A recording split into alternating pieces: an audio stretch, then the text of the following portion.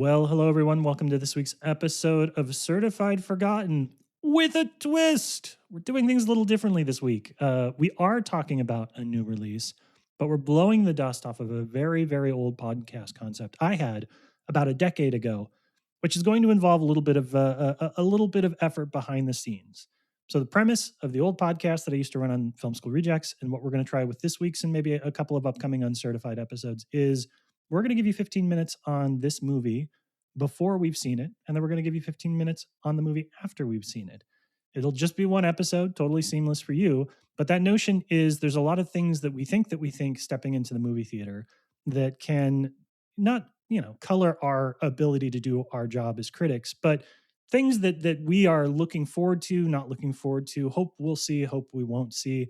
And it's always fun to kind of compare what we thought we were going to get versus what we did get. My friend, colleague, co-host, co-business partner Matt Donato has graciously agreed to do a little bit of experimentation on this front, so I think we're going to give it a shot. What do you think? Yeah, I am very into it. And I mean, you can even take even 1 or 2 minutes to explain where you took this idea from. Because I think you explaining the context to me of where Yeah, this is, because I never heard of this concept on a podcast. I never heard of this as yeah, a yeah, yeah. experiment in watching. So give even a little more background as to why we're doing this. I can do this. So when I was in college and after college, one of my favorite sports writers is a guy named Joe Posnanski, who folks might know. But he used to have a blog that was not sports related, where he would just ramble about various things that he enjoyed, books he was reading, movies, etc. And he made this argument this one time that how we feel about a film is a representation of what we think we're going to get going in versus what we did get going out. And that idea is if you think you're going to watch a 4-star movie and you see a 4-star movie, yeah, great. That's what you thought you were going to get. That's what you did get. And so it was a good movie, but your emotional journey, your feelings towards it are probably a little flatlined. Versus if you think you're going to get a 3-star movie and you get a 5-star movie or even a 4-star movie, suddenly you had a much better experience because you were like, wow, this is better than I thought it was going to be. I'm excited at the film that I watched. So a 4-star that turns into a 4-star versus a 3-star that turns into a 4-star, like those are, even though they're the same quality of movie in the end, our experience as audience members is different. So the math on this is give it a rating before we see the film, give it a rating after we see the film, and what represents our individual unique experiences is the difference between those two numbers. If you and I think that today's film, we're going to talk about Soulmate in a second, is going to be a 2.5-star movie and it's a 2.5-star movie, great. But if we think it's going to be a 2.5-star movie and it's a 3-star or a 3.5-star movie, we went in kind of like we'll walk away a little impressed. It superseded our expectations. We had a good time. So that's the what do we think we're going to get? What did we actually get? I've always loved that way of framing movies, not anything to do with the objective quality of the film, but just sort of how was I thinking this experience was going to be, and what did I bring to the table? It's funny because I get lost more in the back end of it. I get lost more in I have seen the movie, I have an immediate reaction, but then 2 weeks later, it kind of like maybe fizzles down a little bit, Yeah, or yeah, the real thoughts come out. I guess I would say so. I just hilariously her private hell review. It took me 2 weeks to write it because I had the time, and I yeah. walked out. And I'm like, I think I kind of hate this movie, but it's Nick Winding Refn, and sometimes those movies will take a while to sink in.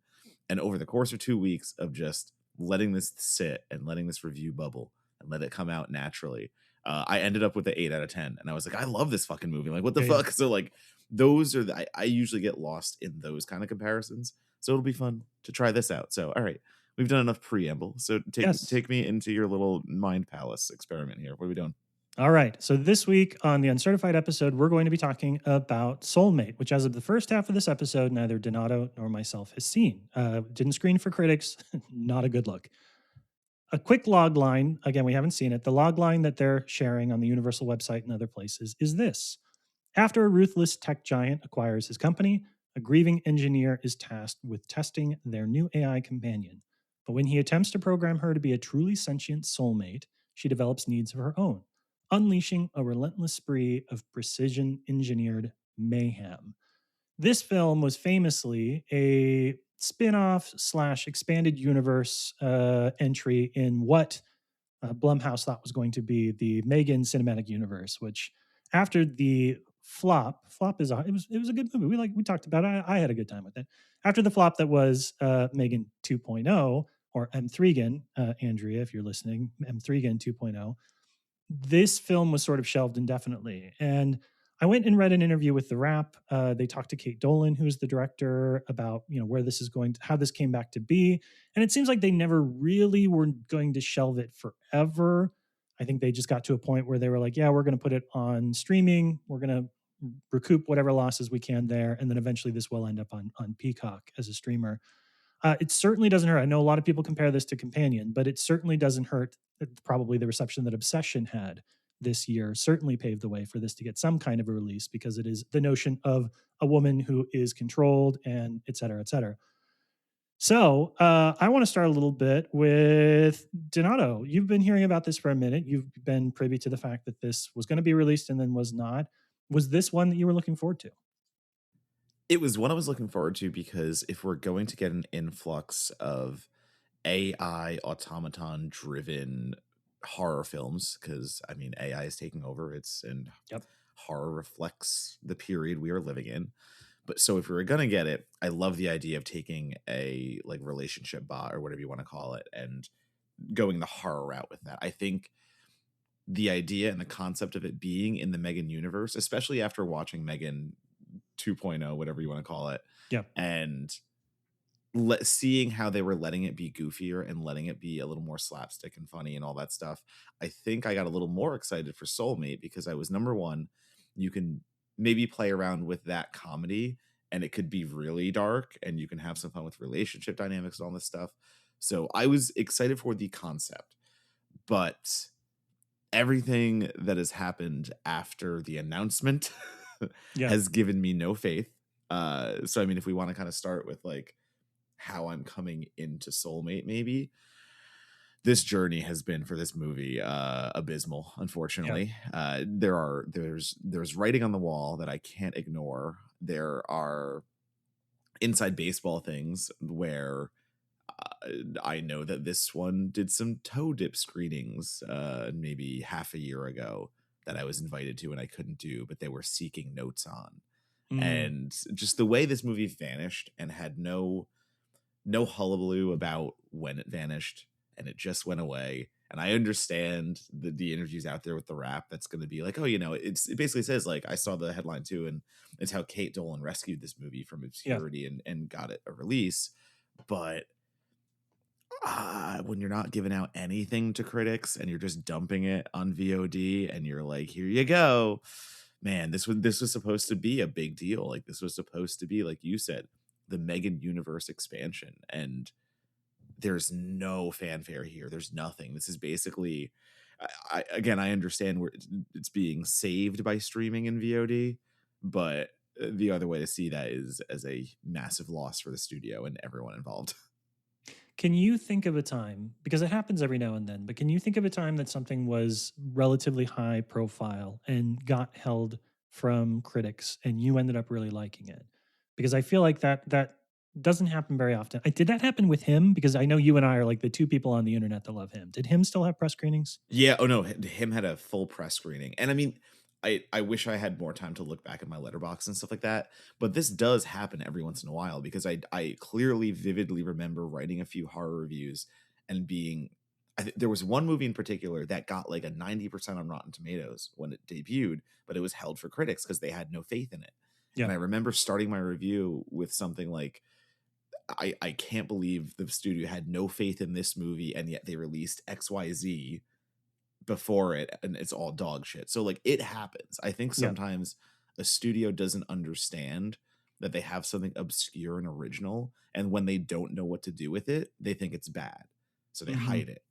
And I can tell you that it has happened where something is not screened and I've went to see it on the Thursday opening screening and I'm like, this fucking riffs. Why'd you make me Yeah, wait yeah, for yeah. this? But more often than not, unfortunately, studios do know what they're doing when they're burying something. It does. If there's anything that gives me hope about Soulmate, it's that there is a little bit of a jilted lover thing going on with some of like the Jason Blum quotes I see about this film, where it does feel like they are so mad at how badly they whiffed with Megan 2.0 that it sort of has a trickle down effect. And this movie may be kind of like caught in the runoff, the fallout of that. So I can understand the idea that they looked at this movie and they said, you know, we don't have faith in it for a theatrical release, especially this summer. I mean, as we record this, like the Odyssey just blew the doors off. Everything Everywhere and Spider-Man is about to set crazy, crazy records for opening weekend performance. So movies are back, baby, and there is more competition, fewer screens dedicated to fewer films, basically going on. It's a gamble, put it into theaters. I get that, but everything that I read about Megan 2.0, it sort of feels like Blumhouse took that personally. Like they thought that they had something and they didn't, and a lot of like the PR spin around the film is more than just like, yeah, we had a vision, it didn't work out. It's very much like we thought we were onto something. We thought we had a franchise, and like audiences have told us unequivocally the answer is no. I don't know. I don't that feels a little that feels a little strange to me. It feels like they took a movie that, however you feel about it, was totally fine, and are evaluating it just on the box office numbers. And my hope is that Soulmate, who has a lead actress that I really, really like, Lily Sullivan, the lead from Evil Dead Rise, also has a part in Lee Cronin's The Mummy. So kind of that Irish horror connection there is very strong. I wonder if this is sort of a little bit of friendly fire on the studio's part. Maybe it could be. That's kind of my best case scenario. Is they were so burned on the Megan stuff that they just, took a hatchet to whatever future plans they had, and this one kind of got caught by the wayside. Yeah, I also think about the companion of it all though, because Mm-hmm. companion beat them to market, Yep. and it was well received. It did well financially for them. So in my mind, I think there are two ways to go off of Companion being a release that was well received about an AI companion robot. You could either be terrified of it because you know that's a better movie and you're now going to be negatively compared to it. So you're terrified to put your movie out and have that happen. Sure. Or you know you have a quality product and you go, great. This now everyone's going to be like, oh, well, Companion and Soulmate. These are two examples of the AI revolution horror or whatever you want to say. Like if you know you can go up against Companion and not be buried, then you do. But Yeah. the reaction here was to literally bury.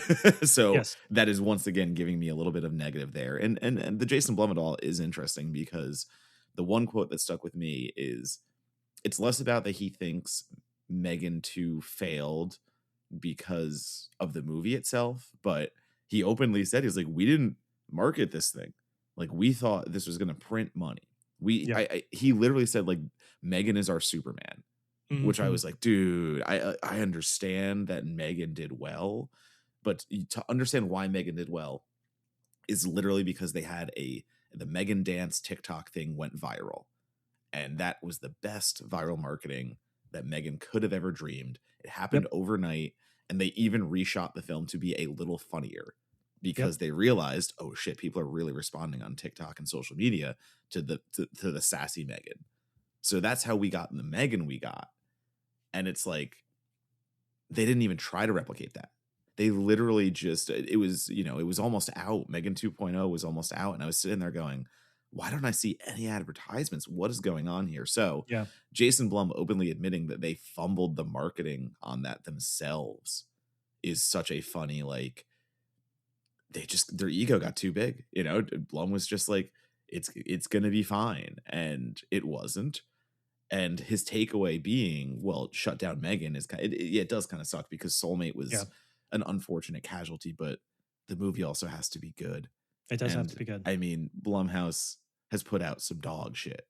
Like they marched fucking Truth or Dare out in theaters and that with their full chest. So I know they don't care about putting out bad movies because if it makes money, it makes money. So the fact that they looked at Soulmate and just said, yeah, no one really should talk about this one is unfortunate. Yeah. Well, I want to talk about Kate Dolan too. I love me an Irish director. So I'm in on that. Any film directed by an Irish filmmaker, I at least want to give it a try. I have not seen You Are Not My Mother, which was her debut feature. You have, but if we're talking about confidence indicators going into the film, here is your review on Letterboxd of Kate Dolan's You Are Not My Mother. And it's very funny because when we were sitting down before we started recording, you're like, I know I've seen this movie, but I'm trying to find. I was like, let me read the review that you wrote, which starts with, I swear I've seen this movie before. until I realized I've seen a few different Irish horror flicks about doppelganger mothers just like this one. Doesn't do enough to stand out, but still gets the job done. Not high praise, but perhaps an indicator of where Soulmate will end up is a film that doesn't stand out. I don't think it's going to be Companion because I love Companion. I think Companion is tonally pretty perfect, the right blend of horror and comedy. I think it's great at what it does. But I would say this review for You Are Not My Mother sort of feels like it could be where I end up with Soulmate. Doesn't do enough to stand out, but still kind of gets the job done. I mean, that's what I'm hoping for at this point. Yeah. If we want to talk where my expectations are, I'm hoping for something forgettable versus something that warrants Yep. the death that this movie is being just given. Like it's just fucking served up on a platter to fail. So for me, I'll take forgettable because it's in the canon apparently of my my interactions with Dolan so far in movies. That is so funny, just me sitting here going, I swear to God, I've seen her first movie. And you're like, well, let me tell you, you have. And I'm like, oh, son of a bitch. Yep, I don't remember any part of it, and that is indicative of the movie itself. Yeah, this episode is just a Russian nesting doll of you not remembering whether or not you've seen You Are Not My Mother. That's the high quality content that only Certified Forgotten can provide you with, kids. All right, here's where I sit with this one. And for the purposes of the math of this, you and I are both going to give it a pre-rating where we think we're going to end up on a scale of 1 to 5. This has kicked in some of my contrarianism. I'm not going to lie. Like when a movie is so unsupported by the studio, there is a part of me that goes, I want to see for myself. It can't be that bad. Like you, come on, guys, it can't be that bad. I start to think it's a financial decision, not a quality decision. So I am going to go in optimistic on this because of all the leading indicators that we've talked about. I think I'm going to end up as like a 2.5 out of 5 on this, which is not a hugely great score, right? On the Rotten Tomatoes scale of fresh versus rotten. That's probably more rotten. That would fall into rotten for me. However, I think there are going to be a couple of scenes that I like. I think I'm going to continue to appreciate and enjoy the ascent of Lily Sullivan as a horror actress. And I don't think that this is going to be, I think my big takeaway is I'm not going to walk away thinking this is so bad that Blumhouse should have shelved it. Like, I think that I'm going to walk away thinking this is middle of the pack for a lot of horror films that I've seen in movie theater. So my prediction is 2.5 out of 5. That's what I'm going to be mathing against once we see the film and talk about it in the second half of this episode. What you got, Donato? I appreciate the contrarianism. I also, though, I don't think it's contrarianism. I think it would be you're being hopeful. That's not a bad thing. I am hopeful for all movies too. I want them to succeed. It's not, yeah, but it's not, I want this movie to succeed. It's, I think Blumhouse is wrong, which is where the contrarianism kicks in a little bit. Fair and valid. Well, as much as I would love to say I am holding out to some hope, or, you know, I want good things for this poor little movie and to prove everyone wrong, but I'm going to go 2.5. I think that is the highest bar this movie is probably going to achieve. And if it goes higher, color me shocked, because that will, if it goes positive versus my 2.5, which would be a negative technically, we all win. You know, I've been proven wrong, and I love that. But I'm going to say 2.5 and brace myself for worse. Yeah, that feels right to me. Okay, so Donato and I are going to trundle off to our little home entertainment systems and watch this film. And when we return in just a second, we will have watched Soulmate and we'll be ready to talk about it. So we'll see you in a sec. All right. It has been roughly 24 hours since Matt Donato and I met and pre-talked about Soulmate, and now we've had a chance to see it. So the $1,000,000 question is, Donato, how did you enjoy Soulmate? I got a sneak peek at some of your social media reactions. I feel like a 2.5 might have been generous on your guess. I indeed overshot with a 2.5, and I didn't want to. I said this before. Like, I came in with a 2.5 because of everything I had, all the baggage. I understand. I still wanted it to be better. I wanted it to rise above, and hey, maybe this was just a studio decision that I don't agree with, but oh boy, I agree with it. I think this movie is soulless. I think this movie completely needed at least half of the energy that Megan 2.0 had. I felt so flat during this whole thing. I understand you're going for the AI conversation about AI exists, so how do we use it responsibly? How do we have regulations, and what can happen if we take those regulations down? but I felt like there was so much more potential to play with if they took a harder comedy angle, I think is the way I would say it. Because this movie definitely plays more into the lead character, David, and his grief and everything that brings out. When I think the biggest failure of this movie is having Lily Sullivan as Sarah, the soulmate, and not letting her just go complete unhinged. That is my initial thoughts. It's a nothing burger of a movie. It just exists. I understand why Blumhouse didn't really push for this, or what they kind of knew what to do with it after Megan 2.0 specifically. Like the whiplash of 2.0 to this, it's a lot. So I'm going to disagree with you because I actually ended up liking it. And I have a very specific reason for liking it, though, which is that, I don't believe we talked about this before in the first section, but in a lot of interviews, Kate Dolan has talked about the idea that this is sort of a love letter, a homage, a throwback to 80s and 90s erotic thrillers. You got your Fatal Attractions, your Basic Instinct, all of that kind of stuff. And I was surprised at how clearly that came through. Part of what I was thinking is like, oh, that's lip service, right? Or it is an idea of like how every Marvel director is like, this is our heist film, but it's not really a heist film. It's just like a Marvel movie, but at one point they're like, let's steal something. There's always the idea that they're running these genre exercises through the lens of some kind of previous mode of cinema that's come before. But I felt that, like, it was in the little things too, like the lighting, the apartment complex that David Rysdahl's character lived in, like that giant empty warehouse, kind of like 80s urban renewal type of vibe in the place that he lived completely by himself. I thought that there was a lot of like, even down to the music was kind of a throwback style to like 80s and 90s music as well. It was not the score that I based on like Megan or Megan 2.0. I was expecting. It was very much like an 80s 90s thriller kind of soundtrack. And so I get that the marriage of these two ideas it doesn't necessarily work, right? Like you have the AI components that are underdeveloped, I think, probably for me to the movie's betterment, not trying to chase those down the rabbit hole too far.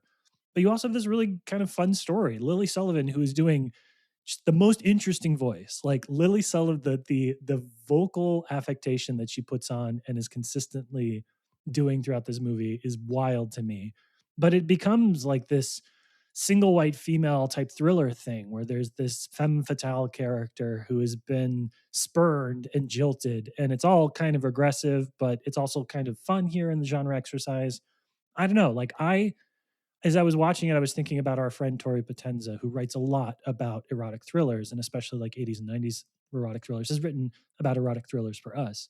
And I feel like this is the kind of thing that there are going to be people who like bargain shop on all of the Vinegar Syndrome titles that emerge from this era. Like these are the type of movies that they love. I don't know. I think people are going to, I think this might sneak up on people over a long enough period of time where you have folks that buy all of those like 80s and 90s things on Vinegar Syndrome and are now like, wait a second, this movie is doing something interesting. I get that, and I still had a problem with those elements though, because I go right back to the tone just being so dead air. And maybe this was my problem. Well, maybe my overall problem was David Rysdahl, and I got nothing from him Mm. as the kind of character who, once again, I understand he's playing the lonely engineer who's lost his wife. I understand like it is important that he is down on his luck, and he is so sad that he is able to, well, not able, but he hits the point of reaching out to a chat bot just to talk, because humanity is just this scary thing for him, and he's reclusive at this point. But a chatbot's easy. So I understand how you have to be a sad sack and play a sad sack to do that. But I just got fucking paint drawing from David Rysdahl, if I'm being honest. And it's such an unfortunate thing to say, because like I don't want to call out a single actor, but Yeah. that largely affected my enjoyment of the film itself. And talking about like the erotic thriller nature of it all and stuff, I think the funniest part of the movie and what got me the most is when the character David, which it's so frustrating to me when like an actor named David is playing a character named Is David. that just So like, is that a little tiny button for you? Is it just like a small little trigger? I get it. I get it. it's a tiny one, but so David removes the safeguards, and Sarah does her entire "I can search the internet" scene now, and it's the montage of her binging what is essentially influencer self-help bullshit, Right. reality television, and all the worst things on the internet, and that's what informs her to be the obsession-esque character who is in love with David, but in love with David in the broken wrong ways. And I was so ready for that to turn into something more than it did. And once it just never was able to punch high enough for me to make that interesting, where I see the elements of erotic thrillers coming in. I see the elements of like I made a joke about like this movie is basically if Sam Altman got a hand of a Nicholas Sparks novel and tried to run it through his AI to see what would happen. And That's it. It's a complicated journey, that joke that you just made, but I am buckled in and I am ready for every leg of that trip. but that's the thing, none of that came through. I never got any of that. I just felt like it took the lowest hanging fruit of the substance it was trying to go for and never actually did anything that overly indulgent with it. I mean, the score alone, I think the score, like you call out, going towards going Yeah, yeah, yeah. back to 80s, 90s thrillers and stuff like that. You know, when they're running it in the third act around the cabin and they're in the woods and that score is playing. And yeah, of course, you get that real schmaltzy, like, Yeah. ooh, this is one of those, like, it's the thrill, it's the chase, it's all this stuff.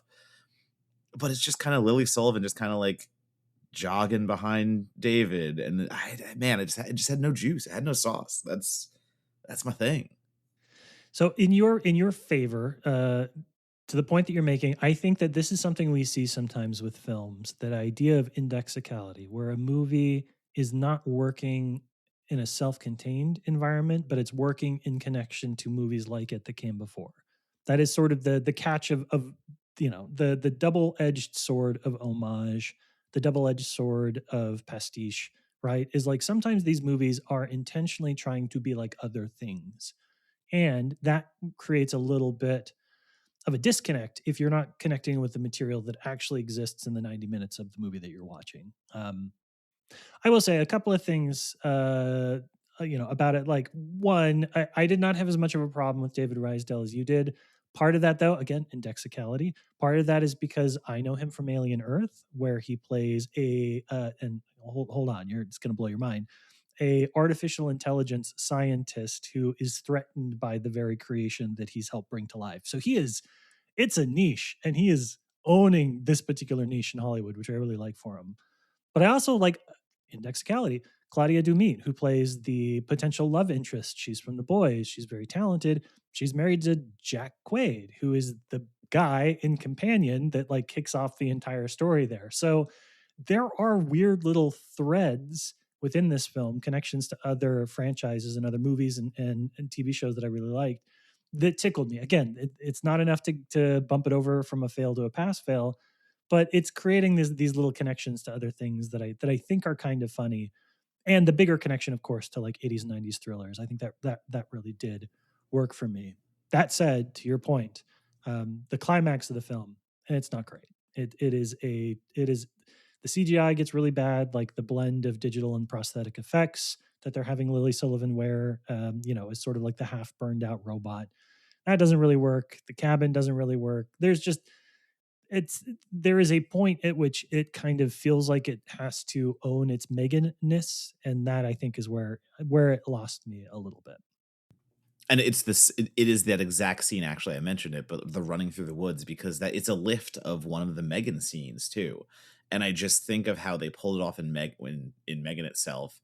And Megan is meant to be a more creepy, artificial, striking character, where Right. obviously Sarah is a companion bot, so that is a bot that you want to fall in love with. So you're gonna look like, Lily Sullivan and be beautiful and stuff. But still, the way that Megan is able to turn so ferociously and do that cool feral kind of like animal run. And Mhm. then the version of that we get here is, like I said, it's just kind of like Lily Sullivan just jogging behind, just like little, not even like Terminator or anything like that, not even anything like fun or imposing. I just feel like the movie never really knew exactly how to bring all that together. And being tied to the Megan universe as it once was or still is or whatever you want to say, it came with certain expectations too. I mean, that's just it's a problem. It's something that's not the film's fault, but I know that Megan 2.0 was already a huge departure doing that action comedy and going like super B movie and doing it that way. So I didn't expect that in full. But to really have Soulmate go back and be that dark, brooding, not that jokey version of a Yeah. companion thriller, I think it really was just it just didn't fit. It never fit. I don't understand how that was going to build off of Megan 2.0 and become a spinoff and all these things. And I think they might have actually done the right thing here. Unfortunately, not for Kate, not for anyone involved, but this was just it was just going to die. It was just going to go out there and die. I am totally fine with this film being something that finds its audience later. I mean, on this podcast before, we've talked about last year's Him, the football movie, which we are sports guys and film guys. And so that scratches a niche or an itch that people probably, a lot of film critics wouldn't care about. They don't care about football, they don't watch football. So they're not kind of clued into the disgusting, toxic, macho bullshit that goes around it. I think we both very much agree that that is going to be a movie that has legs. And it's on I Netflix now too. It's There you it's go. getting its Netflix legs. So like to It's your getting there. credit, it's there. It's happening. We were early. And I think this is a film. I do think that this is a film that will find its audience. I do need to DM Tori at some point and see if she has a chance to watch it once it's out on Peacock, because I'd be really curious to see where it lands with her. But I will, before we kind of like summarize and give it our final scores, I do want to talk a little bit about the kills in this, because again, I'm always thinking of you and your end of the year lists and how you're looking for those perfect kills. There's a couple. There is a sex kill that I thought was kind of fun. Didn't quite do it for you. It's Spoiler alert: crushed to death by Robo Vagina. yeah, I mean, describing it correct, fun. Don't get like I love the idea and the scene itself again because you're punishing the pervy man. Like there's a lot of good stuff going on there, and you hear the clamps whirring and you hear what's happening. But again, we don't. When I look at my list and my end of year list, and I'm trying to go, all right, what are the best kills of the year? There was nothing really practical that had to be done there besides Lily Sullivan selling the act being done. There was just some blood gush. Like we didn't. You don't see anything. You get a little bit of the after shot where there's You a don't little bit like of the spurt. like she's straddling and suddenly there's like blood pouring down her legs. That did that. There wasn't a It was a visceral fun reaction to scene. that. I am a fan of both Nina Forever and Excision, and both of those scenes have better, or both of those movies have better Fair, bedroom blood scenes. So maybe I'm fair. just maybe I'm unfairly comparing it, if I'm being honest. Donato's like, I've seen a lot of sex deaths, and Yeah, you, sir, are not a good sex death. I get out respect of that. here. But again, that was fun. That was again one of Yeah, the good moments of the film, knowing what it is, and the film embracing more of that dark bite and having fun with it. But that was all of how many minutes? yeah, It's you get a little bit more of the guy in the by the fruit stand who approaches Sarah and is a creep, and Sarah gets to handle him too, and the two guys that catch her and David having sex and record, and she snaps one of their wrists immediately. yeah. So yeah, I see all this stuff there, but even the Claudia stuff, I think the Claudia between her and David, that chemistry, those actors that they're trying to build as, why is Claudia's character even into David? Yes, that's a Like great like question. Yeah. what is any of this? Like this man has no charisma in my opinion, just in this role.